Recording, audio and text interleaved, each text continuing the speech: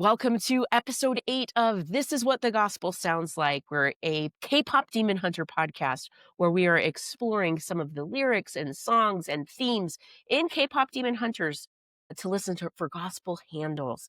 I am Sarah Crowder. I'm a teacher in Las Vegas, PhD student at Concordia Seminary, St. Louis. And with me is my co-host, Andrew. Introduce yourself, please. Hi there. I'm Andy Jones. I'm a pastor. I'm an author. I live in the San Francisco Bay Area, and we're excited to continue bringing you more songs here from K-pop Demon Hunters. And today we're looking at the opening song, which we have not done yet, which is a Dun Dun Dun. Well, this, I feel like, is a perfect beginning song. But before we begin, I have a question for you. First of all, thank you to our fans who are sharing questions with us and are giving us all sorts of ideas of what to talk about and some questions. I want to give a shout out especially to Hope youth group in Adrian, Michigan. They had, and I'm gonna try to put some pictures up. They had a K-pop Demon Hunters viewing, and they got some Korean snacks. It looks like they had about a group of kids. They ate ramen together. They got golden sriracha Dorito chips. I mean, the party game is on point with this. Well done. They also had some Korean snacks that looks like they went maybe to a Korean market to get some snacks and stuff. And they did a little devotion afterwards and had a conversation. I said, share some questions with me. So in our Q&A, I'm going to share some of their questions there. But one of the questions that they had is this: is Celine like a Pharisee? Is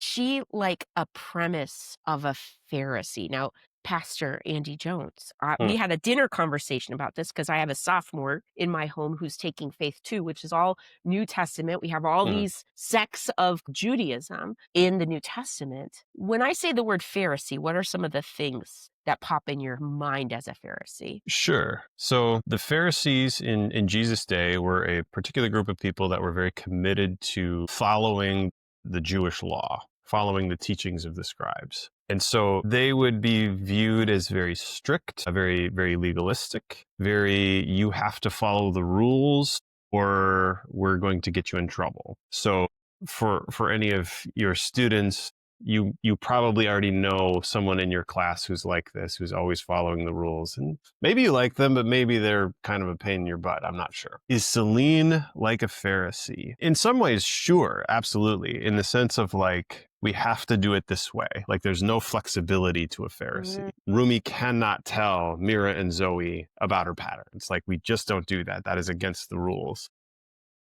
Can I add also one of the accusations that Jesus says to the Pharisees is that they're so focused on the outer appearance. And Celine also is focused so much, not on the internal turmoil that Rumi's going through, but just what it seems like on the outside. So as long as it looks okay, it is. And so in that sense, I think there might be something connecting that I think accusation. That's a good connection because like what Jesus says to the Pharisees in that point is like, it's pretty robust. Like he calls them whitewashed tombs and inside they're full of bones.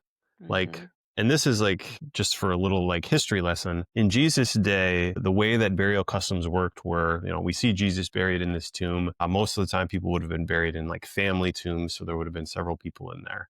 But after about a year, after your body has decomposed, your bones would then be taken out and placed into an ossuary, which is a bone box, which were bleached white. They were very, very bright. So for Jesus to say your whitewashed tombs that are inside are full of bones is saying you're a pretty little ossuary box, but inside you are dead. Dead bones. Like there's no life to you. It's a very potent insult. We'll say. So to call Celine a Pharisee, I think there's something to that in the sense of like, she's very strict and regimented. It has to be her way. There's no flexibility and she cares about the outside. She cares about the veneer. The inside she's ignoring. And that's what happens with the Pharisees. Like they care about looking like they're doing what they're supposed to do, but inside they're full of greed. They're full of, cruelty towards others who are less fortunate than them. So, and I think we all struggle with being Pharisees. That's what I was going to say too. Like before we start pointing at Celine and pointing at the Pharisees, it's time to pull the log out of our own eye, as it were, For and sure. say, I want everyone to abide by the rules I think are important. Yes. So this kind of self-righteousness of following the law and being legalistic is an ailment of being a human in the fallen world. Like, we all have this tendency for, right? Like, wanting others to adhere to what we think is right. Yes. Yeah. And we there's this weird thing that happens in human nature where like we hold other people to a standard that's like up here. And then when we are supposed to meet that standard, we make our own excuses to not meet it. And we're less generous with other people when they don't meet the standard.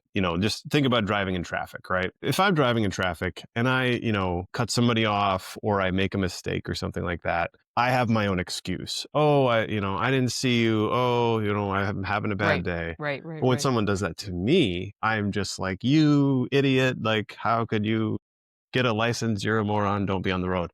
We're less generous with people. And I think, as you say, it's good to recognize our shared humanity, recognize that we have our own struggles with pretending to be better than we are. And of course, we want everyone to do things our way. That's that Mhm. turned in upon ourself nature Yep. that we have as human beings. Yeah.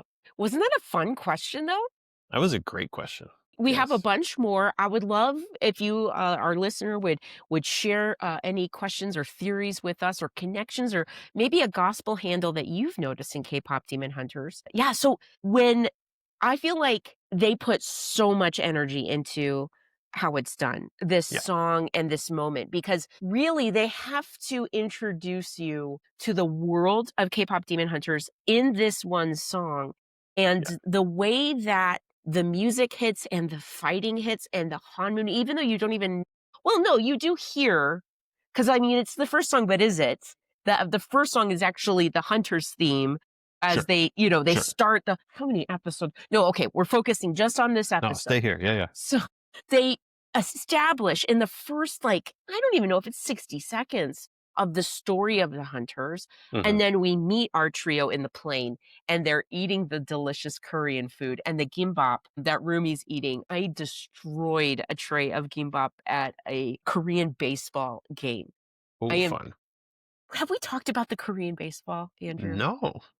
My gosh. Oh my gosh. Because we talked a little bit last time about sports and Mm-hmm. singing and concerts. Yeah. Yeah. You would love Korean baseball games. It was the Really? most amazing experience. So my son, his friend Danny, we were able to go to his home team at the stadium in his hometown and cheer for the Kia Tigers. And it was such a great experience.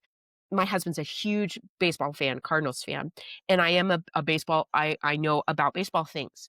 And so we went to this game, and the entire experience is musical. Hmm. Every single player has a song that is sung by the crowd, and Really? it is amazing.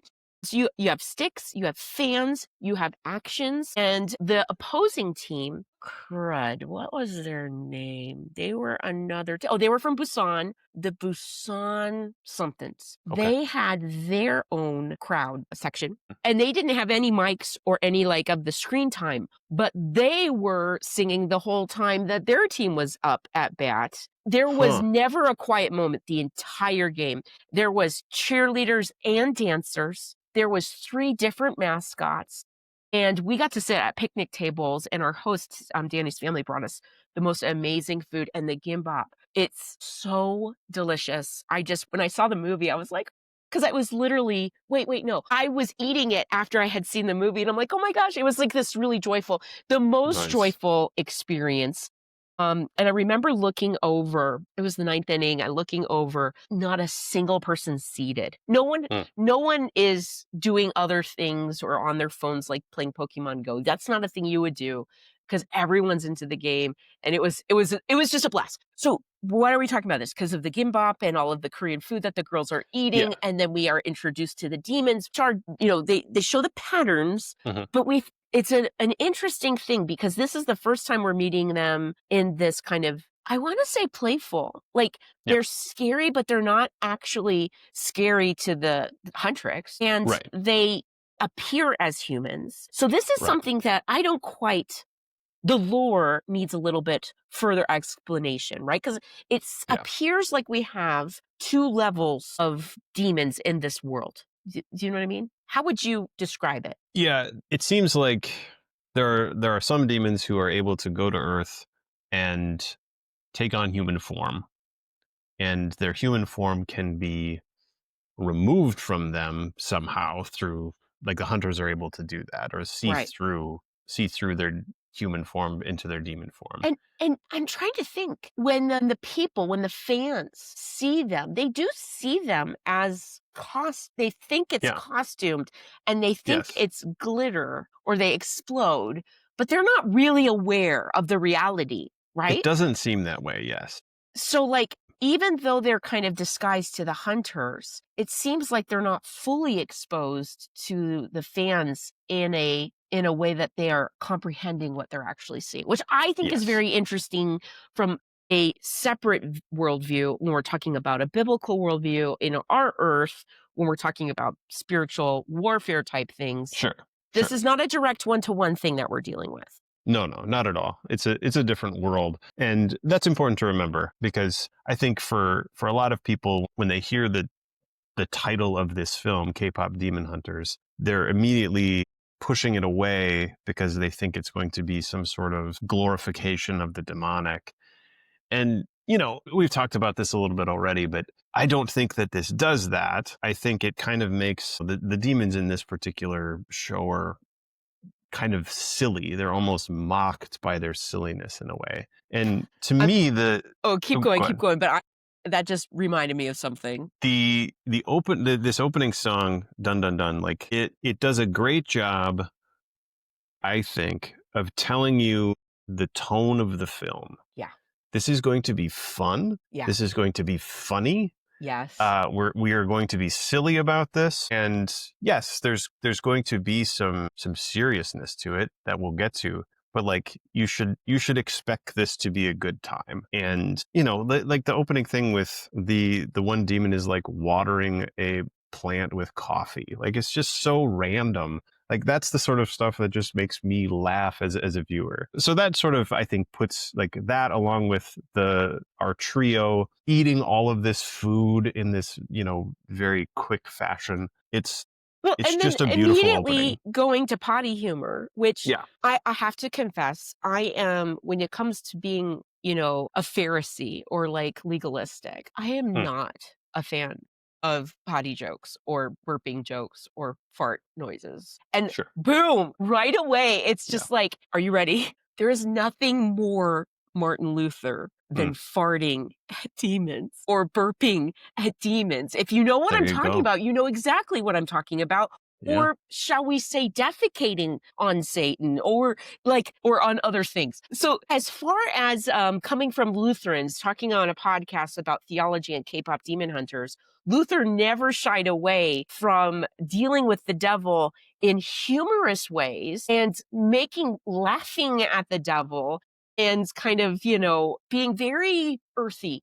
You get some Yes. very earthy Luther. Can you, right? I want to say look it up, but I also like the imagery it's hard to get out of your head when you've seen some of these woodcuts that he has with some of his more, let's say, earthy kinds of tracks that he Yeah. is talking about. I'm just gonna kind of surface level that because I feel like this is kind of It's all good. it's You all want to get good. back to, like, talking about all the food that they're eating? The food is so good because they had the ramen.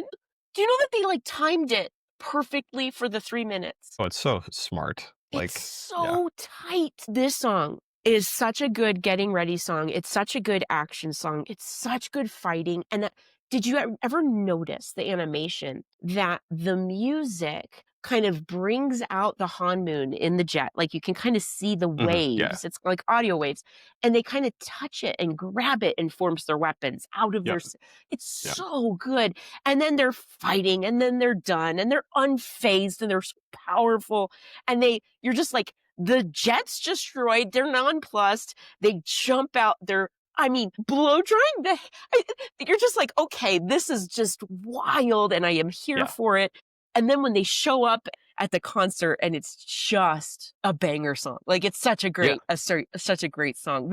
When you first watched this, what were you like? You're kind of like, okay, and then the title hits and you're like, oh, I get it. They're K-pop demon hunters. Like I understand everything and now we can enter into the story. Yeah, honestly, I think that the first song is probably the best lyrically in the whole show.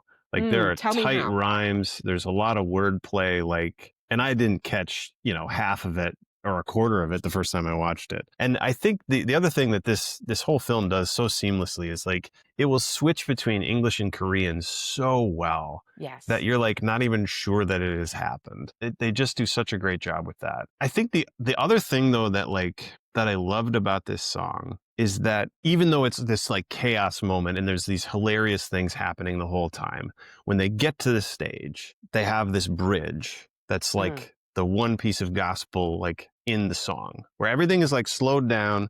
There's no more fighting. It's just walking forward. Here it is. And the lyrics there are, hear our voice unwavering till our song defeats the night, making fear afraid to breathe till the dark meets the light. And that is like it's certainly a play on their like their hunter mantra thing. Right.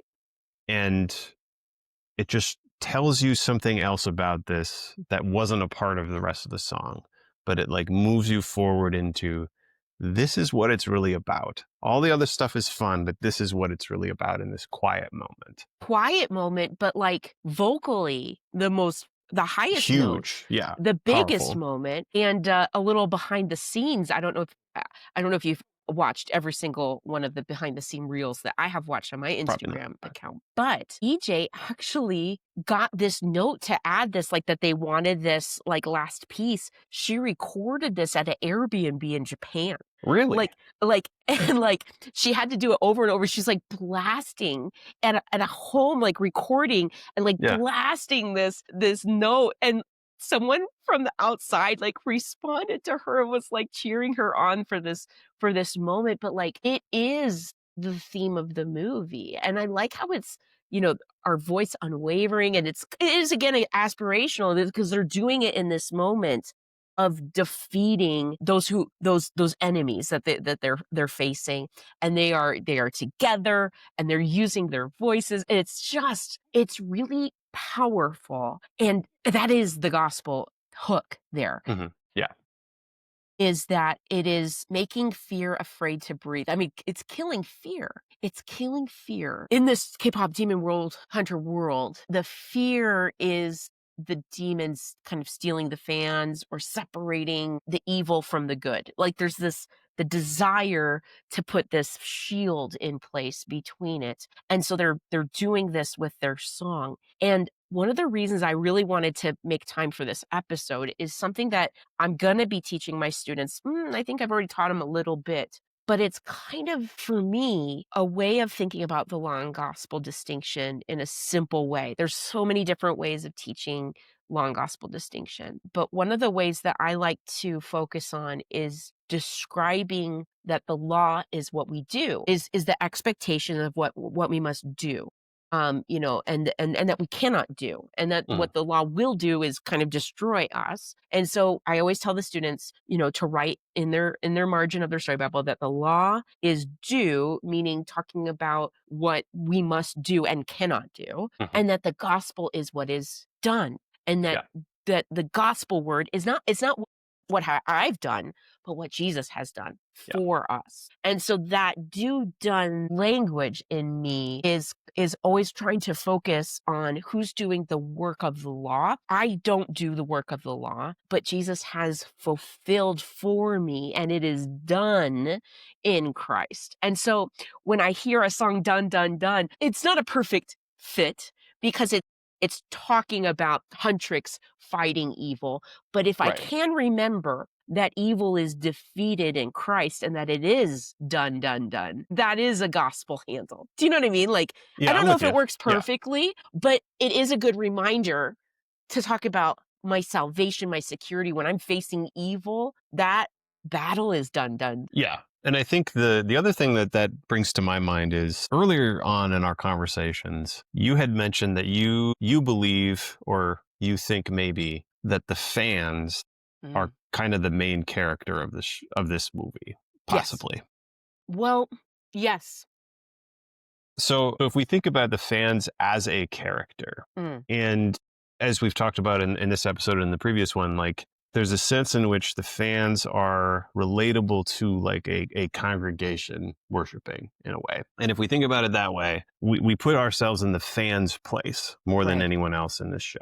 And as we do that, we receive what's done. We enjoy it. It's good, but it's a receptive posture. We get to participate, we get to sing along, but we are ultimately not the ones that are responsible for doing what needs to be done. Someone else is going to do that for us and give it to us. So I think that's a place where maybe there's some connectivity. Am I gonna get teary over how it's done? Because last night with the Jimmy Fallon interview when they were and Mm, I watched some more I watched another interview with Maggie King, who was she's the executive producer, and mhm, I can't remember the other dude's name, but he's married to a Korean woman, and how they were making this movie for their younger selves and mm, and for the audience. So, like, I'm getting a little meta.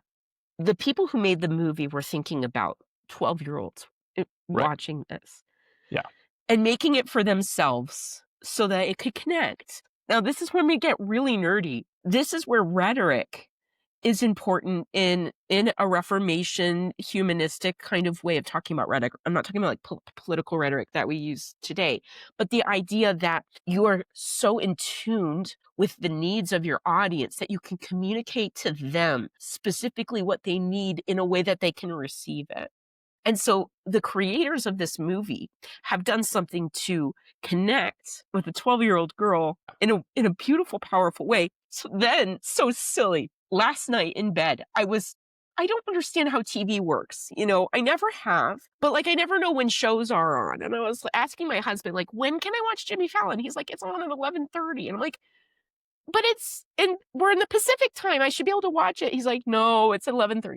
So I was like, "Ugh." And so we were in bed. I try to go to bed by 9:30 because I wake up at 4:30. So I have to like, but we were waiting for blood sugar to come up. And so I had my phone out and I got to YouTube and I could watch the clip in bed and of the Tonight Show with Jimmy Mhm. Fallon. And I got to watch the interview and I was like at the 5 minute, like it had just been posted. I was like, oh my gosh, they did they did an early release. And so I watched the interview and it was like, I was like so proud of them as a fan. And then I got to watch their performance and they, they did so good. And I don't know if it was Jimmy Fallon or Netflix or who did this, but when you watch that performance, which I forced my students who I proctored their test, we had 30 minutes left of time. I said, well, guess what? You can't leave anywhere. So we're going to watch this. And they're like, have you seen this? I'm like, only 3 times. It's fine. It's fine. I'm sitting in bed holding my phone as they start the performance, showing the other kids holding the phone. I was like, I'm with them. Like it Yeah. really is a movie that Mhm. invites you to be a fan. So you get to be a character in the movie also.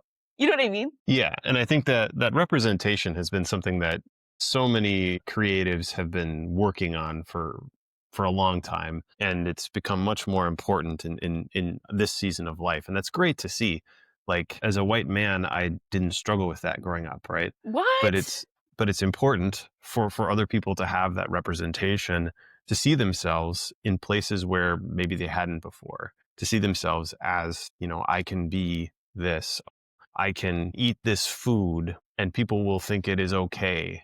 That was part of the interview with Jimmy Fallon. Like, Yes. I can eat this food and I'm not going to be ostracized for it. Stuff like Yes. that. I think that's beautiful. That's necessary. That's so good because diversity is a strength. It just is. The church is diverse. Mm-hmm. God made it that way. We can welcome that in our churches. We can welcome that in the things we watch on TV. We can welcome that in the books we read. We can welcome that in our friendships. Whatever it Yeah. happens to be. That, and if we don't welcome it, if we push that away, we're just missing out on some Yep. beautiful stuff and Yep. some really tasty food. So I don't know why we would do that. It's some really good people. But then let's double down on the meta. Hmm. Okay. So you've got this director who's making this movie for herself, kind of imagining herself as a 12-year-old and what would the goofiness, the Mhm. food, the fashion, the songs, everything, and she's making it for her, and to get the reception that's happening with K-pop Demon Hunters is amazing because it's Yeah. like everything that she had hoped for is happening. And do you know, yesterday when I was walking home from school, I live across the street from a public, elementary school, and there was a little boy who was 8 years old wearing a derpy shirt with, like, Nice. the envelope and this to I was like, I didn't say anything 'cause I'm a weird adult, like, I didn't wanna, like, scare the children, I but understand. Yeah. I was like, I saw him and I gave him a nod. I know he didn't even look at me, but I was like, "Yes, so great." We Love it. have in our creator God, who has made this whole world with us in mind, created in his image. He has given us all of these gifts and given us his word and his story and his son because he wants a connection with us and desires a beautiful relationship and a good reception. And he wants good things for us and delights in our creativity, in our connections, in our diversity. It's this beautiful kind of story of scripture that God has delivered to us, this message of the gospel, which is done and achieved in Christ, that we get to receive as his beloved children, that he has designed and created us to receive. And so, like, how joyful is that to recognize that we are living in a beautiful moment where we can appreciate the good things of God? That's so cool. Yeah. So good, Sarah. So good. That is a gospel-y kind of a thing to think about. It reminds us of what is done in Christ. It sounds like we gotta go back to this lyric because this is just it. It says, "Hear our voice unwavering till our song defeats the night, making fear afraid to breathe until darkness meets the light." And the light we're thinking about is the light of Christ. He is for you, and we hope you come back and we can have some more fun talking about K-pop Demon Hunters. Please share this. Let us know. Send us a message. We want to hear your questions and your theories as we wrap things up coming up. Thank you guys so much for joining us.